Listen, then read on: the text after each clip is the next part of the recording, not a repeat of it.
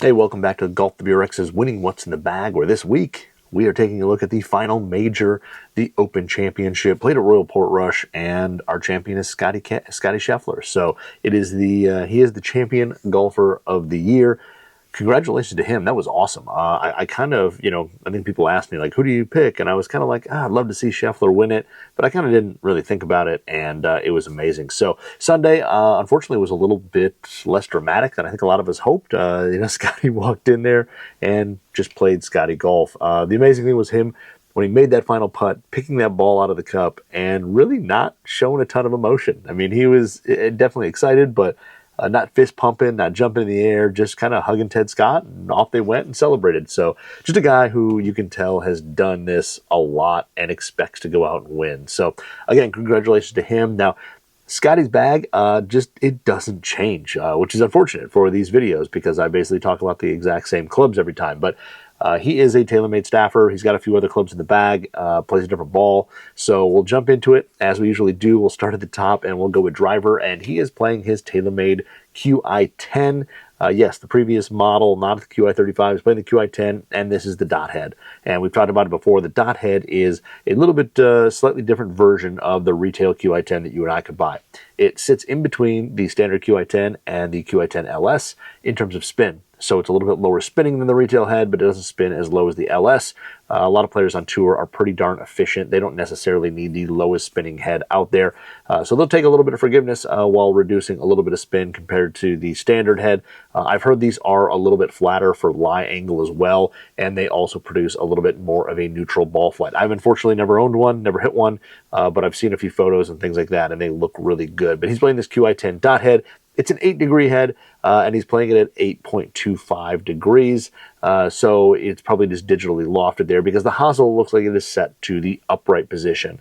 Now, again, this head is a little bit flatter from what I've heard than the standard Qi10, so the upright position probably gets it back closer to whatever retail is. And anytime you make something a little bit more upright, it typically makes it a little easier to turn it over and hit a little bit more of a draw with it. So now the interesting thing on this one as well, which I unfortunately don't have a photo of, but if you search the internet, it is there. The face on his is a little bit different. The Qi10 had a really dark navy face, carbon face to it. His is a much, much lighter blue, and it's actually a face off of a Stealth 2. Now, the My Stealth program, back when Stealth 2 was out, you could custom order Stealths in different colors. And he actually has the lighter blue face off of Stealth 2 on his Qi10. And nobody knows the 100% meaning for this. The thought is that, one, it's lighter. So he's playing an 8-degree head. You don't typically see a lot of loft. You don't see a lot of face there. And with this light blue, you're going to see a little bit more of that face. You're going to see a little bit more loft with the head. And with some people also, when they see the face, they use that as alignment of the driver. So it could be something there that you're going to use for alignment or just visually like the look of. And then at the top, right at the top where the Qi10 used to have kind of a lasered, kind of white line right near where the paint and the face met. His does not have that. So he probably either doesn't like it or it doesn't work for his alignment, whatever it is. But a very interesting setup that a Stealth 2 face fits into a Qi10. Still carbon, still all that, just different shade of blue, and the graphics are these Stealth 2 graphics with kind of the fading in or fading out of black around the dead center, and the scoring or the painted scoring lines on there are all that. Now, this one is shafted up with a Fujikura Ventus Black 7X. So this is the 70-gram version of Ventus Black. Is, of course, low launch, low spin. Comes in at 78 grams and 2.8 degrees of torque. And he plays his driver at 45 inches and a D4 swing weight. Now, moving to the next club in his bag, and it is a matching Qi10. This is a TaylorMade Qi10 3-wood.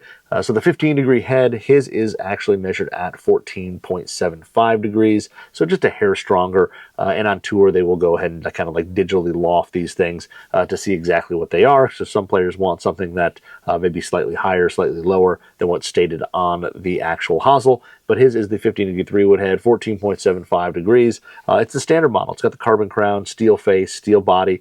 A little bit more forgiving, typically launches a little higher, spins a little more than, say, the Tour titanium model that they had out with the big sliding weight. But this thing here has, I think, been in the bag of all 4 major winners. They've been playing a Qi10 fairway wood, which is pretty amazing, but it is something that is just not left bags. It's really, really good. People really like the playing with it, and it has to be something with you know, the launch and spin, forgiveness, all that stuff that just plays really well with these Qi10 3 woods. So and on all fairways, somebody's got the 5 woods and all that in there too. So the 3 wood there. Now this is shafted up with a Fujikura Ventus Black 8X. So this is the 80 gram range model, and this thing has a super stiff handle, super stiff tip, and the midsection is fairly stiff as well. So just an overall really stiff, stable profile. Again, low launch, low spin. This one comes in at 85 grams and 2.8 degrees of torque. Now he plays this club at 42 and 5/16 inches long, and that Fujikura Ventus 8 is tipped 1.5 inches going into that head. And finally, he plays it at a D3 swing weight. Now moving to irons, and his irons are a little bit of a mix. The first couple irons in his bag, he is playing, well now he kind of switches one of them out. So he's playing 2 Srixon ZU85 utility irons. So he's playing the 3 and the 4 ZU85. Now sometimes that 3 leaves, and we've seen him just very low, kind of early or just lately, with a Qi35 7 wood that sometimes goes in the bag. But here playing over at Royal Portrush with, you know, wind and weather and all the run, all that stuff, the ZU85 3 iron was a little more suited for that condition, that course. But these came out in 2018, so a little bit older. And really the big difference is they've got a slightly thicker top line, they're a little bigger club head, and they have a little more offset. And I feel like Scottie may like a little bit of offset in his clubs, because between that and wedges, he seems to play stuff that is similar with just a little bit more offset. So to his eye, that may look really good, or it helps him, you know, square up the club, hit a shot in the way he wants to hit it. But these things were hollow body, kind of a fast steel face with a steel body mated together, laser welded, and yeah, just a little bit bigger utility iron. Still had the V sole on there from Srixon, which gets you the turf really, really well. Now the 3 iron is a 20-degree head. Not sure if it's bent or anything like that, but it is a 20-degree head, and it is shafted up with a Nippon NS Pro Modus 3 hybrid prototype 10X. So that's a lot to say, but I think this is basically a prototype version of what Nippon now sells called the Ghost. And the Ghost means graphite on steel technology, GOST. And what they did was they basically have a really thin steel shaft, real thin, lightweight steel shaft, and then they wrap it in composite or graphite or carbon fiber. And what you're trying to do is get the best of both worlds. So you're trying to get the best of the ball speed gains that you get with graphite and the stability at lightweight, but then you're also getting that consistency and feel of steel. So they're mating them together. I remember I talked to a, not from Nippon, but another industry person. They said they messed around with trying to make one of these shafts for another club, and it is really hard to do, to get the bonding right, to have it not come apart, anything like that as the shaft flexes and is used. But this thing here, the Ghost, I've hit it before. It's kind of mid-launch, mid-spin, really smooth feel to it, very stable, very consistent. And it comes in at, which his probably playing the Tour X version, which probably comes in a little over 115 grams. I think it's like 117, something right around there. And then for the 4 iron version, that's a 23-degree head, and that one is shafted up with a True Temper Dynamic Gold Tour Issue X100. So a shaft, of course, we talk about every week, and it is, you know, weight sorted to a tolerance of 0.5 grams plus or minus. So at 130 grams, you maybe get one that's 130.5, you may get one that's 129.5 or 130, but it's somewhere in that range. There's a very, very tight tolerance for shaft production. Now we move into his irons, and he is playing the TaylorMade P7 TWs in 5 through pitching wedge. So these are the Tiger Woods inspired blades. He helped design them. I know, you know, Scottie has made no qualms about. He has been a huge Tiger fan. Has been a monster influence on his golfing career, and he is playing the same blades that Tiger helped design with TaylorMade when he came over there. They have the, you know, that course milled sole, so every set you get is going to be identical in terms of the sole geometry, the sole design. You know, a lot of people when they think, you know, you can just hand grind something, there's always variables there in terms of the bounce number or where some, you know, facet of an edge comes in or comes out or anything like that. When they mill the sole with the CNC machine, it comes down to like thousandths of an inch. So they are identical every single time. So they're always going to play the same. And these designs here, these blades have a little longer blade length, but definitely have some face progression as you go through the set. So the 4 iron is kind of long, a little bit shallow. You get down to the pitching wedge or the short irons, and you've got a little taller face, a little shorter blade length looking to the set. So designed for Tiger's eye, very thin top line, very compact blade, very thin sole. great for working the ball, forged out of carbon steel, so they're going to be soft and responsive. And these are all shafted up with True Temper Dynamic Gold X100 or Tour Issue X100s. So these are, again, 130 grams, kind of lower launch, lower spin, very traditional, very good feel to them, and played by countless players out on tour. Now moving to his wedges, and his wedges are a little bit older, but they are Titleist Vokey wedges. So the first wedges in his thing are Vokey SM8s. So this is the 50 and 56 that he plays. They're both Vokey SM8s. Now the interesting thing about the SM8 to me is that it's got a very similar, I think, CG placement to SM10 that's out currently, but they've got a little different leading edge. When you go into it, the leading edge is a little bit more rounded. They've got a little more offset, so they look a little different at address compared to SM10. A lot of the same grinds, same construction, cast out of the same material, all that. Just a little different look to them. And again, I think Scottie likes a little offset, judging by the utility irons and the SM8 wedges. But the SM8 wedge is really, really good. I loved mine when I had them. His first one is a 50.12 F grind, and the F grind is, of course, the full sole grind. So full sole, a little bit wider, and this is the higher bounce version of the 50 degree. They also make an 08F.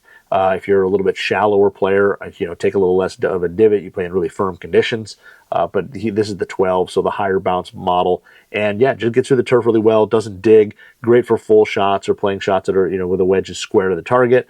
If you open it, the leading edge will come off a little bit, but at a 50, you're probably not going to do that much.